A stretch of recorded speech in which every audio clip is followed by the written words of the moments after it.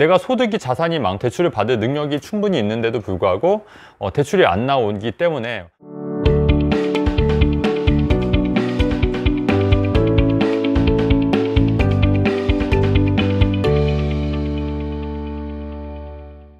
네, 안녕하세요 여러분. 오늘은 오늘 뉴스 기사인데요. 그래서 현금이 부족한 집주인이 중개사에게 빌려 돈을 매매했어요, 뭐 이렇게 기사가 나는 건데, 대출이 15억 이상은 아예 전면 금지이고요. 집을 처분을 해야 되는데 집주인 입장에서는 처분을 해야 되고, 또 매수인 입장에서는 대출을 받아서 집을 사면 좋겠는데 대출이 안 나오니까 집을 파는 사람이 소유권을 이전을 해주는 대신에 대출이 안 나오는 금액을 자기가 근저당 설정이라고 해서 그 집을 담보를 잡고 돈을 빌려주는 거예요. 매도자가. 쉽게 얘기하면 예를 들어서 15억짜리 아파트가 있는데 지금 5억이 부족하잖아요. 그러면 그 5억을 매도자가 근저당, 그거에 담보로 내가 5억을 빌려주고 거기에 대해서 이제 근저당을 설정을 해주고 거기에 대한 이자를 받을 테니까 나머지 5억은 천천히 이제 돈이 생기면 갚어, 이런 식으로 근저당을 설정할 수가 있다는 얘기예요. 매도자 입장에서는 어쨌든 대출이 안 나와서 집이 못 팔 바에는 자기가 좀 돈을 좀 나중에 천천히 받다 하더라도 근저당을 설정하면 어차피 그 담보 안에서 돈을 뗄 일은 없는 거거든요. 그러니까 5억에 대한 이자를 매수인한테 이제 다달이 받는 거예요.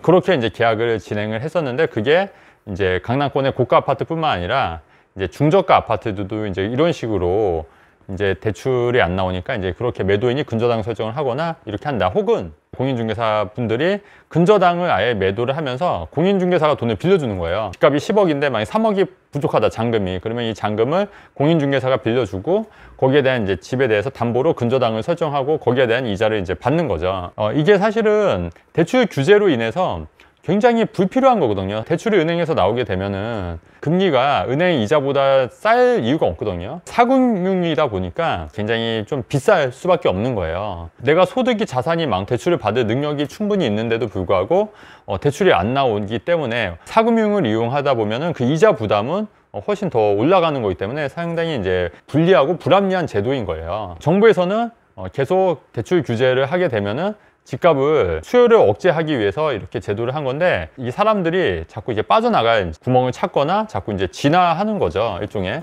이거를 나쁘다고 할 수는 없는 거예요. 왜냐하면 본인이 살 길을 찾는 거기 때문에. 정부에서 권하는 가격이 있고, 근데 실제 시장에서 거래되는 가격이 다른 경우가 굉장히 많거든요. 정부에서는 뭐 우유 무조건 1,000원에 팔아라 이렇게 강제로 하지만 실제로는 시장에서는 그거보다 훨씬 비싼 뭐 2,000원, 3,000원 이렇게 암시장이 형성이 된다는 거죠.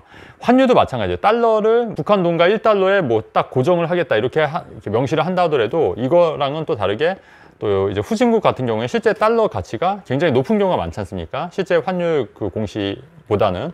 그래서 이게 자꾸 이중 가격이 생기고 암시장이 생기는 거고, 자꾸 이런 제도를 만들어서 굉장히 국민들을 굉장히 힘들게 하고 있는 거예요. 집값은 더 오르고 또 사람들이 오히려 이렇게 좀 더 불편하게 대출을 받아서 집을 사야 되니까 굉장히 불편하고, 또 금리 비용도 더 많이 내야 되기 때문에 굉장히 부담이 되는 거고, 사실 이런 제도도 빨리 풀어야 돼요. 현 정권 하에서는 이런 제도를 풀기는 또 쉽지 않을 거다. 그리고 사람들이 이런 대출 규제에 대해서 좀 불합리성에 대해서 실제 닥치지 않고 본인들이 아직 경험을 안 했기 때문에 또 모르는 경우도 많아서 굉장히 이런 불확실성이 굉장히 있다, 이렇게 이해하시면 될 것 같아요.